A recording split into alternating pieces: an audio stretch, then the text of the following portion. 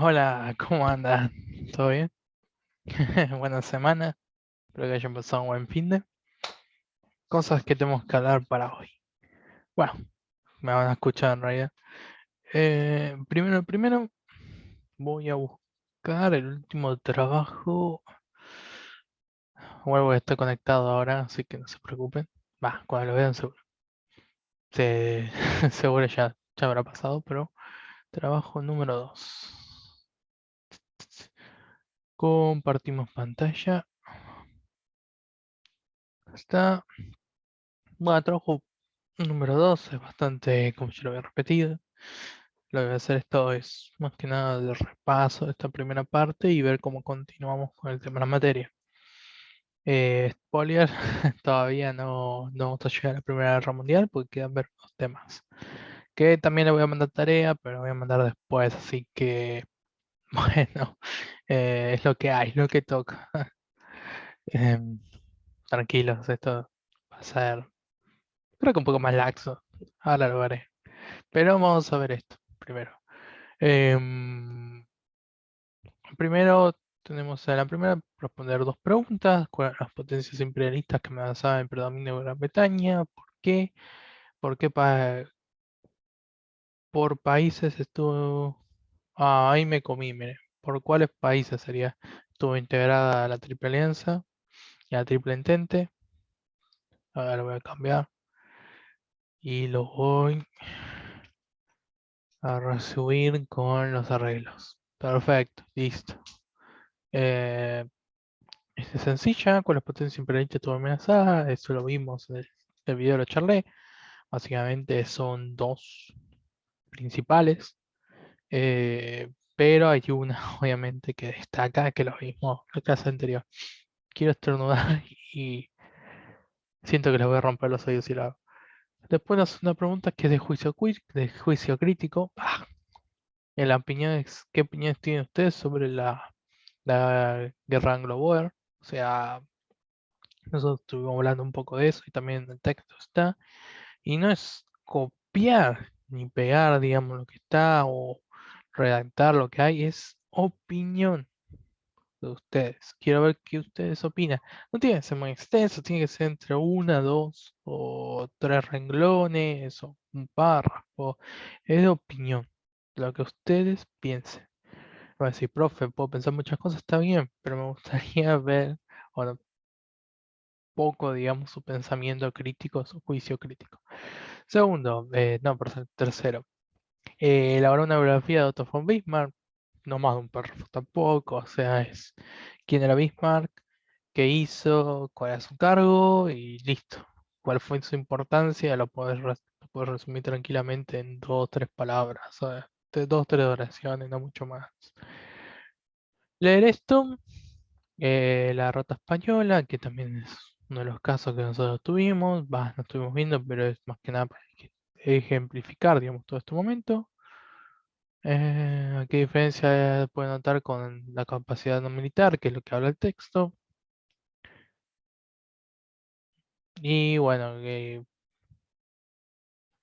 esto lo voy a borrar. El Perú,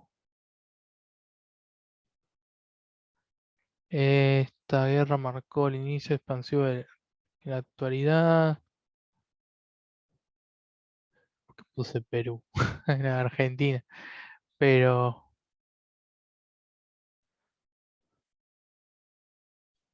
ahí está, lo vamos a borrar.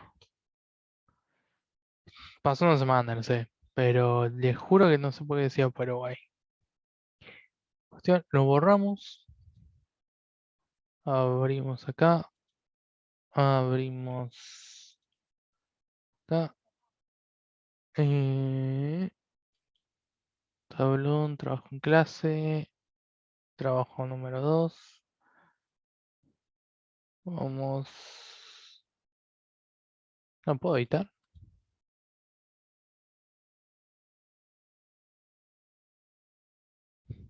quiero editarlo, a ver. Eh,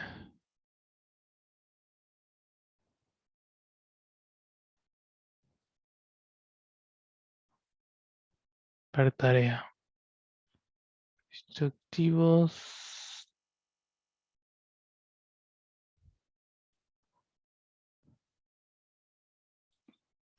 Qué raro, no lo puedo editar. O sea, lo tengo que eliminar, a ver. Ahí está. Qué boludo. Oh, perdón. Dije que. Bueno, o sea, a veces se me escapa. Eh, ahora estamos curso. Un segundo de escritorio. Esta parte puedo adelantarla, pero hay que hacer, acá está. Trabajo número 2. Abrí. Perfecto. Guardado. Tienen hasta el 21. ¿Qué cae 21? Ah, sí. Bueno, tiene bastante tiempo, fácil. Después de eso, lo voy a crear, va a bajar dos puntos, digamos. Máxima nota va a ser 8. Eh, ¿Qué cae 21? De un segundo. Ah, viernes. Perfecto. Sí, tiene tiempo. Tiene tiempo de sobra. Eh, Así que bueno, cerramos esto acá. ¿Y qué nos toca hoy? Bueno, dos temas. ¿Dónde estaba esto? Trabajo en clase, trabajo en imperialismo. Oh, tengo uno. Tercero es corregido todo. Trabajo. ¿Dónde está? Material. Acá. Esto quiero. Bueno, nosotros lo que ya vimos hasta ahora, digamos, fue, digamos, esto, el escenario de la Primera Guerra Mundial. Todo el tema de Alemania, cómo fue expandiéndose, digamos, las alianzas, y nos tocaba acá. La paz armada, seguimos en la paz armada, pero vamos a ver las crisis internacionales que surgieron en esta. Para eso vamos a usar el material que ya tenemos acá, un power que voy a usar, que no se los voy a pasar porque quiero hacer un ejercicio con esto, a ver si ven los vídeos. Y esto que es de lectura para ustedes, pero solo vamos a sacar una parte, pero ahora lo vamos a ver de la guerra ruso-japonesa. Esto se los voy a colgar, también es un artículo que yo busqué en internet y está bastante bien hecho. También vamos a utilizarlo. Pero volvamos con esto. Entonces, en las crisis internacionales tenemos primero la crisis marroquí o la crisis de los Tagger. Eh, ¿Es importante? Sí, obviamente todo es importante, pero la verdad no vamos a ver mucho, lo puedo mencionar. O sea, Guillermo II aprovechó una visita a Tánger, proclamó que Alemania no permitía que Marruecos pasara a ser dominado por una única potencia. Acuérdense que Marruecos sería al sur, suroeste y que está al sur de Gibraltar. No puedo pronunciar ese país que tiene la colonia Gibraltar. Ahí está. A veces me trabo, la verdad, no sé si a ustedes les pasa. Ojalá puedan estar de clase presencial. Está bien semipresencial esto, pero por lo menos. Continuando, de la cámara se ve mal ahí. Ah, Perfecto. Em, Continuando, me había quedado. Dominio único potencia. Esta advertencia iba claramente dirigida a Francia, cada vez más presente en el reino norafricano. El desafío precipitó la convocatoria a la conferencia de Algeciras en 1906, a la que fueron convocadas todas las potencias europeas. Alemania quedó aislada y Francia recibió el claro apoyo británico. Obviamente, como veníamos hablando, en la clase pasada, que básicamente Gran Bretaña le hacía la vida imposible a Alemania que no se expandiera, y bueno, eso terminó llevando una alianza después con Francia. La crisis, segunda crisis marroquí, es un poco porque vemos esto, digamos la crisis de Agadir o la segunda crisis marroquí en 1911 estuvo a punto de desencadenar una guerra entre Francia y Alemania, lo que podría haber ocasionado la Primera Guerra Mundial, lo cual no sucedió, obviamente, pero es este momento, esta última etapa de las alianzas es siempre empujando, que eso lo quería ver, si vieron el video anterior que los había mencionado. Digo esto, digamos, que continuamente se está tentando, es como una guerra fría, básicamente. Pasó lo mismo, y va a pasar lo mismo ahora que estamos, sin más lejos. ¿Para qué nos sirve esto? Para ver que sigue repitiéndose, siempre va a ser lo mismo, sigue intentándose. Ahora que tenemos Israel y Palestina, que Rusia manda las tropas, que Estados Unidos va a mandar las tropas, que la OTAN va a mandar sus tropas junto con Estados Unidos, que todo esto, que amenazan además con iniciar una guerra y después se van a a mandar, digamos, distintos ejércitos y todo va a terminar tal vez en una conferencia que va a tener una paz, o mismo son roces que no va a terminar. En un momento va a desencadenar. Un momento hubo una Primera Guerra Mundial, en un momento hubo una Segunda también, en un momento hubo guerras entre la Guerra Fría y va a seguir habiendo. Entonces, nos sitúa o todo esto que estamos aprendiendo, que ustedes están aprendiendo, que yo también ya aprendí y que sigo aprendiendo, es que la guerra o los conflictos armados entre países van a pasar o siempre pasan por un mismo hilo. Y siempre están estos roces. Las crisis marroquí, que realmente, a mi entender, digamos, para ustedes es que las conozcan. Obviamente no se las voy a tomar, pero por eso decía que no era tan relevante. Pero es para ver este problema. Para ver el problema de que había roces. Había roces. Eh, y un momento estallaron. Y va a seguir sucediendo, lamentablemente. Es desalentador, pero sí es la vida. Bueno, volviendo, guerras balcánicas. Otro escenario que tenemos son las guerras balcánicas de 1912 y 1913. Acá es importante, yo le hice hincapié, por favor, en los videos, lo va a entender mejor también. Eh,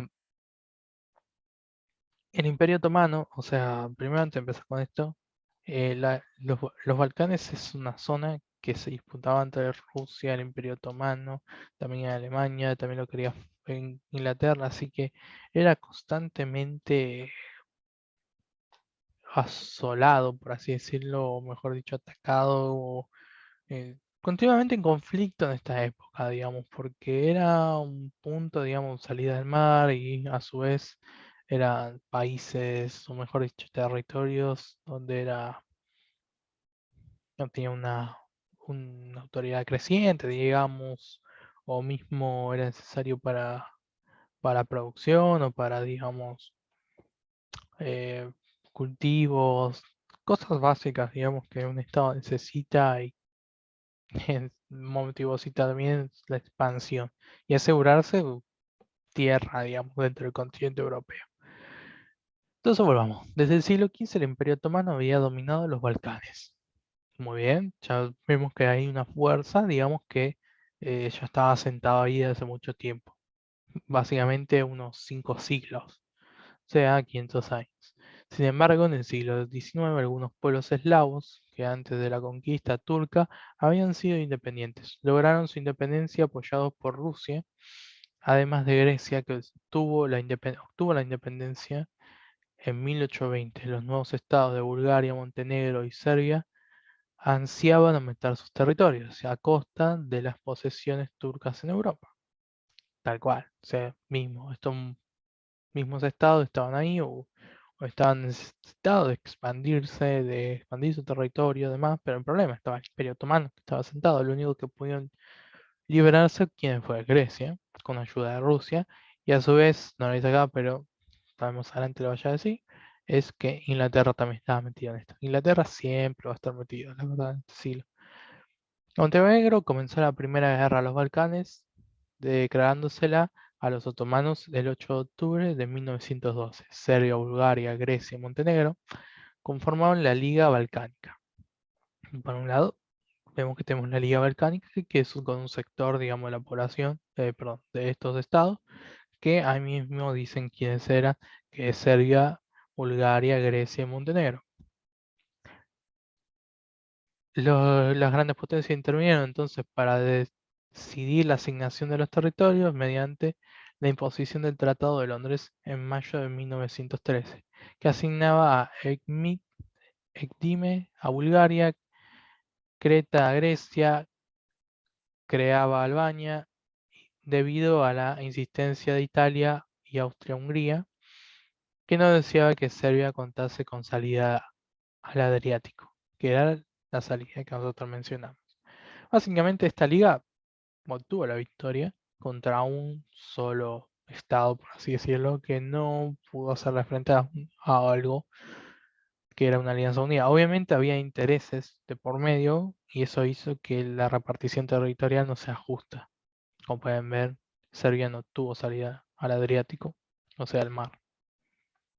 Segunda Guerra Balcánica, 1913. Pese a haber obtenido su independencia respecto al Imperio Turco Otomano y haber derrotado en la guerra de 1912 y 1913, los miembros de la Liga Balcánica pronto se enfrentaron entre sí por la repartición de los territorios que les habían arrebatado a los turcos, dando inicio a la Segunda Guerra Balcánica. Como dije, los territorios no eran justos, por eso se disolvió la liga y se enfrentaron entre ellos.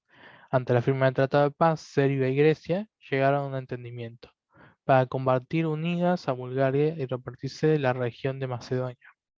En junio de 1903, a menos de un mes de firmar la paz con el Imperio Turco Otomano, el ejército búlgaro, en previsión de un posible ataque serbio-griego, atacó primero, básicamente, a otras potencias, a los otros países, como iba a ser Grecia, Bulgaria. Sí, Grecia y Bulgaria firmaron un tratado con el Imperio Otomano, Turco-Otomano, para poder, bueno, básicamente estar más estable, digamos, en, en su territorio y sabe que no tiene un posible frente. En cambio, perdón, Bulgaria no.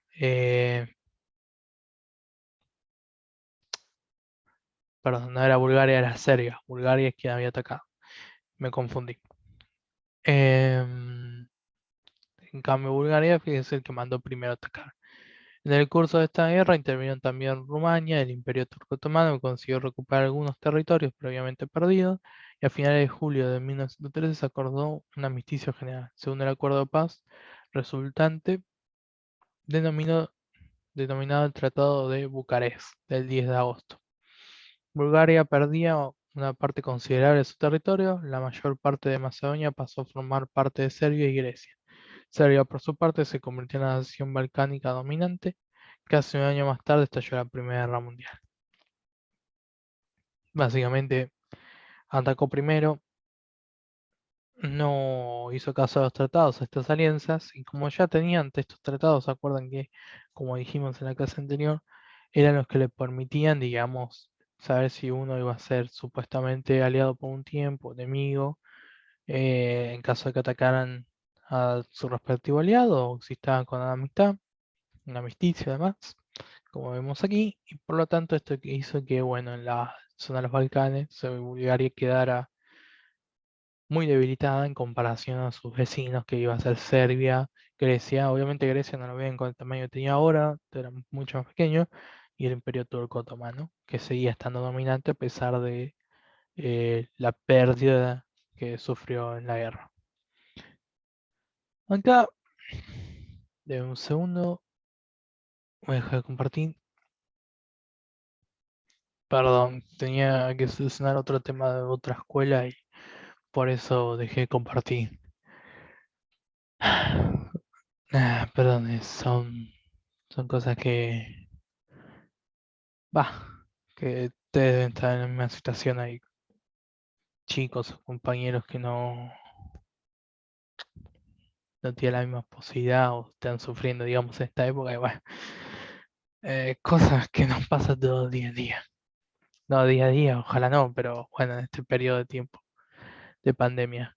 Siento que no se me ve ahí. Ahí estoy mejor, ¿no? Sí, ahí estoy más blanco.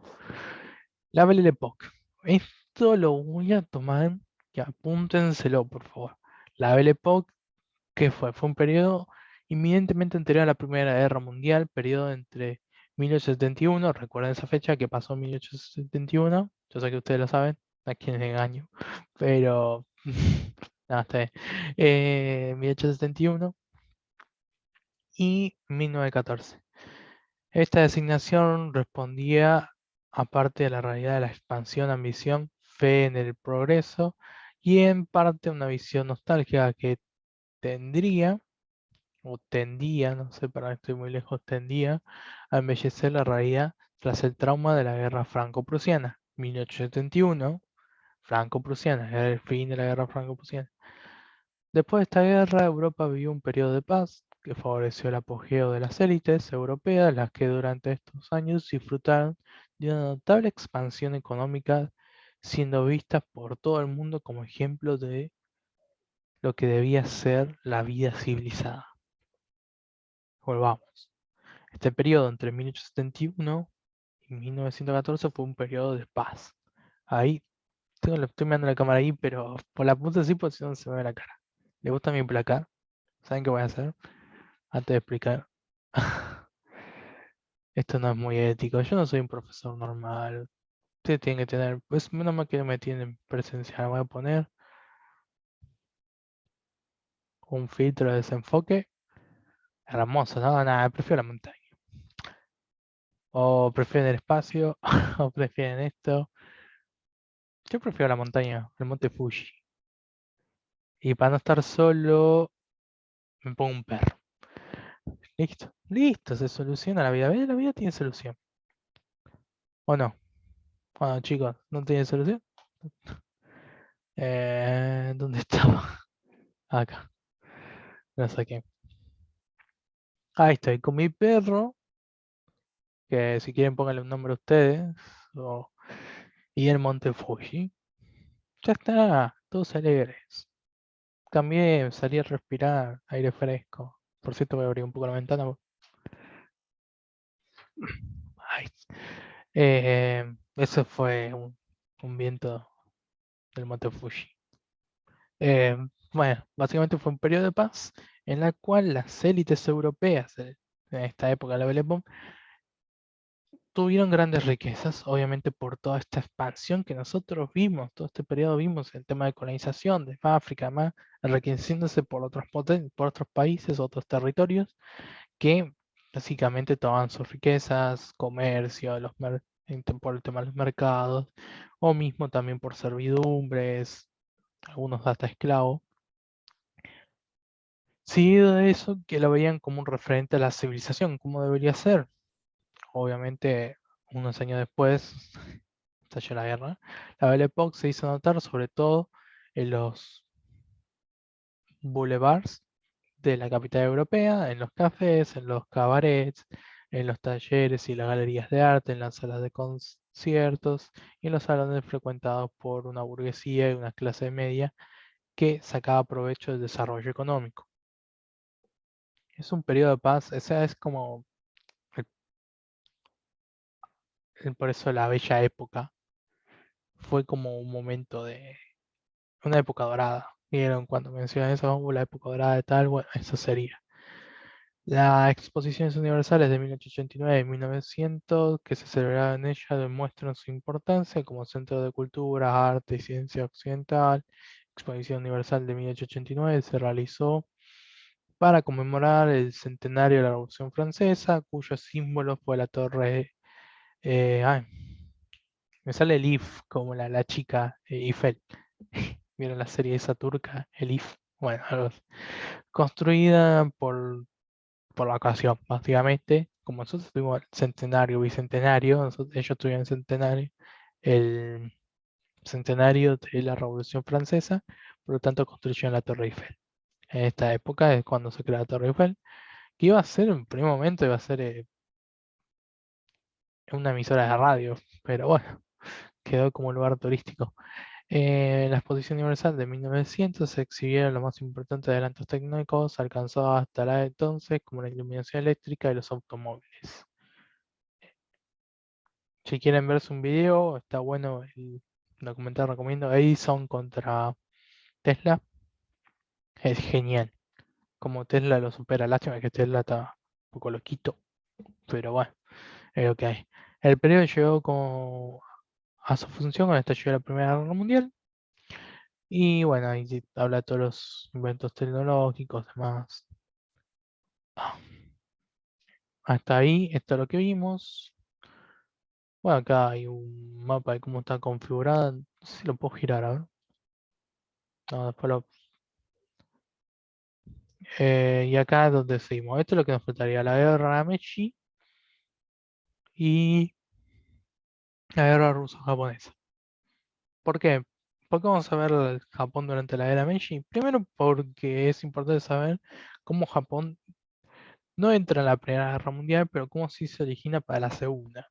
O sea, cuáles son, digamos, lo que pasó con el Japón en la era Meiji, cómo instalan un emperador, digamos. Y la ruso-japonesa es importante porque, como les había comentado, choca la expansión japonesa del imperio japonés junto con el imperio ruso. Entonces, en ese momento hay que verlo también, porque es un momento bastante importante porque va a dar a consecuencia a uno de los temas de por qué Rusia deja junto a deja la Primera Guerra Mundial y a su vez también importante porque eh, nos da como da hincapié a una de las consecuencias de hacer la salida de Rusia, que es la Revolución Rusa, básicamente por los bolcheviques y mencheviques, y a su vez, bueno, este tema de choque entre potencias que veníamos hablando. Lo voy a dejar hasta acá este video, pero ahora continúa mismo, subo el otro, así que lo que quiero decir que dejo acá con mi perrito, ahora lo voy a cambiar. No sé, pongan un nombre, ¿qué tal el Pochi? Me gusta Pochi. ¿Usted no? Para, ahí está. Ahí está, claro, ahora no me da. Ah, sí me da la luz. Está algo oscuro, ¿no? Bueno, ahora subo el otro video. Esta va a ser la primera parte. La segunda ahora la voy a subir, así que. ¿Qué hora es? Estoy haciendo este video 1:15. No sé si hacerlo durante el Zoom. Estoy pensando, ¿eh? Porque si tengo ese tiempo, lo puedo hacer para el Zoom, junto con el Zoom, tal vez si hay algunas dudas. Nada, la veo. Lo más probable que no. La próxima es una buena idea que lo hagan con el Zoom, sí, en el horario del Zoom. Sí, si tienen algunas dudas, ya lo consultamos y de paso los que ya están explican. Así que bueno, los dejo con la segunda parte, porque esta va a ser la primera. Finaliza la reunión, paro.